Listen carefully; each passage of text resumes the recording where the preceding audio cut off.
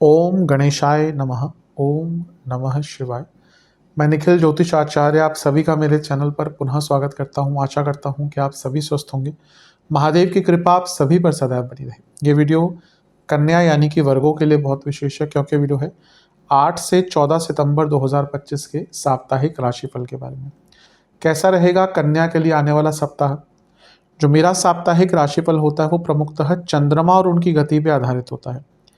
चंद्रमा एक बहुत विशेष ग्रह है, उनकी विशेषताएं तो बहुत हैं, लेकिन अगर हम साप्ताहिक राशिफल के संदर्भ में बात करते हैं तो पहला तो उनकी तेज गति, दूसरा उनका मन का कारक होना, और तीसरा उनकी एक क्वालिटी की वजह जिस भी भाव में जाते हैं, राशि में जाते हैं, ग्रहों के साथ युति योग दृष्टि संबंध बनाते हैं, उनको बहुत एक्टिवेट कर देना। इसके कारण उनकी विशेषता बहुत बढ़ जाती है और उनका हमारे व्यक्तित्व पर, विचारों पर, सोच पर और कहिए डे टू डे एक्टिविटीज़ पर डायरेक्ट इम्पैक्ट होता है। और इसको समझने के लिए ही साप्ताहिक राशिफल अति विशेष होता है। क्या प्रभाव रहेगा आने वाले सप्ताह में चंद्रमा के गोचर का हमारे ऊपर, बाकी ग्रहों का हमारे ऊपर। ज्योतिष एक मात्र विद्या है जो हमें इस अंधकारमय जीवन में थोड़ी गाइडेंस दे सकती है। भले ही ये राशिफल सामान्य आधार पर दिए जाए, लेकिन एक जनरल गाइडेंस के लिए, डूज एंड डोंट्स के लिए बहुत इंपॉर्टेंट होते हैं। यदि आपकी लग्न राशि या चंद्र राशि कन्या है, दोनों ही गाइडेंस के लिए इस राशिफल को देख सकते हैं। जहां से आपको ज़्यादा सूट और लेट करता है वहां से इसको ऑब्जर्व कीजिए। व्यक्तिगत तौर पे मेरा मानना है लग्न से देखेंगे तो अच्छा। इनकेस नहीं पता है आपको अपनी लग्न राशि, तो आप अपनी चंद्र राशि से भी इसको देख सकते हैं। शुरू करते हैं। चंद्रमा आपके सप्तम भाव में आ जाएंगे, यानी कि मीन में शनि के साथ बैठ जाएंगे। ये होगा 8 सितंबर को दिन के 3 बजे, और 10 सितंबर दिन के या शाम के 4 बजे तक चंद्रमा यहीं पर रहेंगे। चंद्रमा का सप्तम भाव में आना न्यूट्रल ही माना जाता है, लेकिन क्योंकि आपके लाभेश हैं तो लाभेश का सप्तम में आना और लग्न को देखना, ये एक प्रकार से लाभ योग ही बनता है, यानी कि लाभ प्राप्ति का योग है। बिजनेस में आगे बढ़ेंगे, जीवन में आगे बढ़ पाएंगे। यहाँ पर चंद्रमा मंगल से दृष्टियुक्त हैं, यानी कि समसप्तक योग है, और ये चंद्र मंगल योग बहुत अच्छा होता है धन प्राप्ति के लिए। मंगल अष्टमेश है तो चंद्रमा लाभेश है। जब भी ये दोनों भावों का मिलन होता है तो गुप्त धन, धन की प्राप्ति अचानक से, वो ऐसी चीज़ें होती ही हैं। और क्योंकि मंगल एक उपचय भाव के स्वामी है, चंद्रमा एक उपचय भाव के स्वामी है, ये भी काम त्रिकोण है, ये भी काम त्रिकोण है, यानी कि इच्छाओं की पूर्ति भी होगी। और क्योंकि चंद्रमा अभी छठे घर से निकल के आ रहे हैं, जहाँ पे वो राहु के साथ बैठे थे, ग्रहण भी खत्म हो गया, 7 तारीख को ग्रहण भी लगेगा, तो ये सारी ही चीज़ें अंकित कर रही हैं कि हफ्ते का शुरुआती भाग पहले से, जो पहले 2 दिन 3 दिन गए हैं उनसे अच्छा होगा। लेकिन हाँ, यहाँ पर भी देखें तो शनि के साथ बैठे हैं तो विषदोष भी बना हुआ है, तो थोड़ी नकारात्मकता यहाँ पे आ सकती है। सोच में, विचार में, सोशल लाइफ में सब कुछ सही चल रहा होगा, लेकिन किसी ने कुछ कह दिया और वो फिर आपके मन पर बहुत प्रभाव डाल देगा। गुरु से केंद्र में है तो गजकेसरी योग बन रहा है, तो उस गजकेसरी योग का फायदा कैसे उठाना है? पूजा पाठ करके, ईश्वर की आराधना करके। मंगल क्योंकि अष्टमेश है, चंद्रमा पर प्रभाव है, तो थोड़ा इम्पल्सिवनेस भी रहेगा। धन प्राप्ति हो सकती है, लेकिन इम्पल्सिवनेस। और शनि मंगल का प्रभाव है चंद्रमा पर, यानी कि एग्रेशन। तो इन सब चीज़ों पर ध्यान दीजिएगा। नवांश कुंडली बता रही है कि अपनी खुशियों पर ध्यान दें, किसी और की खुशियों पर ध्यान ना दें। कभी कभी अपने लिए सेल्फिश होने में कोई बुराई नहीं है। दशांश कुंडली कार्य क्षेत्र में सब ठीक है, लेकिन जो चेंजेस आ रहे हैं उनको एक्सेप्ट कीजिए। बिजनेस में मैं यही कहूँगा कि ना थोड़ा सा केयरफुल रहें और वक्त के साथ चलें। अभी दोनों ही चीज़ों में कमी दिख रही है। लव लाइफ, अपने पार्टनर को समझिए, अपने नेचर को समझिए, और जब दोनों की साथ में जो डिमांड्स हैं उनको समझिए। क्योंकि अलग व्यक्ति की रिक्वायरमेंट्स अलग होती, अकेले व्यक्ति की रिक्वायरमेंट्स अलग होती है, पर जब आप रिलेशनशिप में होते हैं तो रिक्वायरमेंट्स बदलती हैं। वैवाहिक जीवन, अपने लाइफ पार्टनर को अपना मित्र माने और उनसे उस तरीके से बात करिए। स्टूडेंट्स, आपको बहुत कुछ समझना पड़ेगा। अभी ऐसा लग रहा है कि आपको ऊपरी ऊपरी तौर से बहुत कुछ आता है, लेकिन अंडरस्टैंडिंग ऑफ सब्जेक्ट कम है। सेहत, नसों की प्रॉब्लम, बीपी की प्रॉब्लम। सर्वाष्टक आपका 10वां घर बली है, यह अपने आप में अंकित कर रहा है कि कार्य क्षेत्र हो या जीवन हो, उस पर प्रोडक्टिविटी आपकी बहुत ज़्यादा रहेगी। 10 सितंबर शाम के 4 बजे चंद्रमा राशि बदलेंगे और आपके अष्टम भाव में आ जाएंगे, यानी कि मेष में। और 12 सितंबर शाम के 6 तक यहीं पर रहेंगे। चंद्रमा का अष्टम भाव में आना एक प्रकार से बहुत अच्छा तो नहीं माना जाता। पुनः लाभ और अष्टम का मिलन हो गया और अष्टमेश मंगल भी देख रहे हैं। ये फिर से कहूँगा कि धन प्राप्ति के लिए बहुत अच्छा योग है। अचानक से धन प्राप्ति हो सकती है, गुप्त धन की वृद्धि हो सकती है, पैतृक संपत्ति से लाभ, रुका हुआ पैसा, 2 नंबर का पैसा, सब में लाभ हो सकता है। मंगल क्योंकि तीसरे घर के स्वामी हैं तो और अष्टम के स्वामी भी हैं, तो कुछ सीखने के लिए, गुप्त विद्या, कोई विद्या सीखने के लिए, कोई अनुष्ठान करने के लिए अच्छा टाइम है।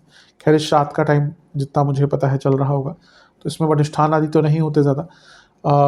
हाँ, इस टाइम पे एक चीज़ से बचिएगा क्योंकि अष्टम में चंद्रमा है और अष्टमेश का प्रभाव भी है, तो और केतु का प्रभाव भी है। ये टाइम होता है जब व्यक्ति के ऊपर तंत्र क्रिया आदि हो सकती है, तो अपने आप को उन जगहों से दूर रखें जहाँ पे तंत्र का उपयोग होता है। अदरवाइज़ यहाँ पे थोड़ी सी प्रॉब्लम्स आ सकती है, लेकिन अनिश्चितता बहुत रहेगी, गलत विचार बहुत आएंगे और गलत निर्णय लेने की यहाँ पे जो प्रोबेबिलिटी है बहुत बढ़ जाती है। धन का नुकसान इस प्रकार से होता है कि गलत जगह पे पैसा लगा देना, गलत व्यक्ति को पैसा दे देना। तो अपने विचारों पर थोड़ा सा ध्यान, और चंद्रमा का प्रभाव धन के स्थान पर है। फिर से कहूँगा लाभेश अष्टम में बैठ के धन स्थान को देख रहे हैं, पैसा बढ़ेगा, लेकिन वाणी पर बहुत कंट्रोल और पैसा कहीं पे लगाइएगा मत इस टाइम पे। केतु और मंगल का प्रभाव और चंद्रमा अग्नि तत्व की राशि में, यानी कि sudden aggression, sudden impulsive aggression, आपको खुद पता नहीं चलेगा आप किस चीज़ पर एग्रेसिवली रिएक्ट कर जाएंगे और उसका प्रभाव नेगेटिव होगा। नवांश कुंडली बता रही है कि बड़ी सोच रखिएगा, छोटी सोच से काम नहीं चलेगा। दशांश कुंडली कार्य क्षेत्र में ठीक है, थोड़ी अनिश्चितता रहेगी अष्टम के चंद्रमा के कारण, लेकिन ठीक है। बिजनेस आपको कुछ बड़े निर्णय लेने पड़ेंगे अगर आगे बढ़ना है तो।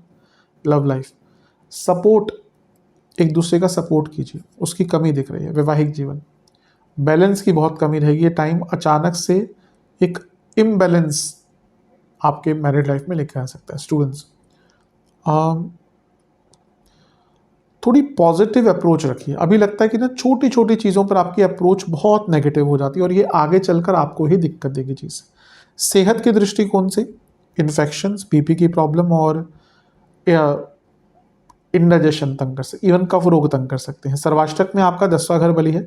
जो लोग जॉब चेंज करने का विचार कर रहे थे उनके लिए टाइम अच्छा है, लेकिन अदरवाइज कार्य क्षेत्र में थोड़ी गलतियां हो सकती हैं, ध्यान दीजिएगा। 12 सितंबर शाम के 6 चंद्रमा आ जाएंगे आपके नवम भाव में, यानी कि वृषभ में, और सप्ताह के अंत तक यहीं पर रहेंगे। इसके अगले दिन 13 तारीख को मंगल का गोचर भी हो जाएगा, क्योंकि प्रभाव मंगल पर रहेगा 2 दिन तक। चंद्रमा पर मंगल का प्रभाव रहेगा 2 दिन तक, तो मंगल के गोचर को भी मैंने अंकित कर दिया है।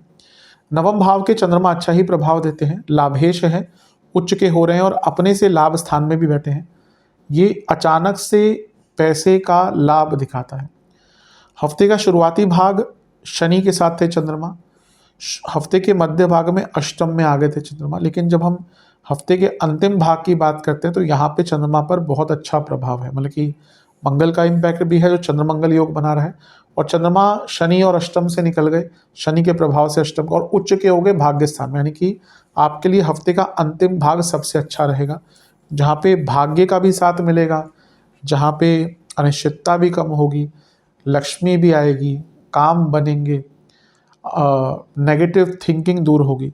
लेकिन अभी भी ये मानना पड़ेगा कि भले ही शनि के साथ नहीं बैठे, लेकिन शनि की दृष्टि है। तो जो मैंने उग्रता वाली बात कही थी हफ्ते के मध्य भाग में, क्योंकि मंगल और चंद्रमा का प्रभाव था, हफ्ते के शुरुआती भाग में भी शनि के साथ चंद्रमा थे और मंगल का प्रभाव था, और मंगल का प्रभाव हफ्ते के अंत में भी है।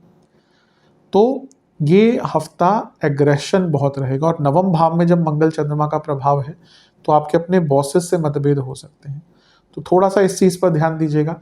यहाँ से चंद्रमा तीसरे घर को भी देखेंगे तो हिम्मत भी रहेगी, और मंगल का प्रभाव क्योंकि चंद्रमा पर है तो कुछ बड़े डिसीजन लेने की क्षमता भी रहेगी। लेकिन जैसे मैंने विषदोष की भी बात करी है, और क्योंकि शनि वक्री है और छठे घर के स्वामी हैं, कभी कभी यहाँ पे ना व्यर्थ की चिंताएं व्यक्ति को तंग करती है। कोई प्रॉब्लम ऐसा होगी नहीं, लेकिन व्यर्थ की चिंताएं तंग करेंगी।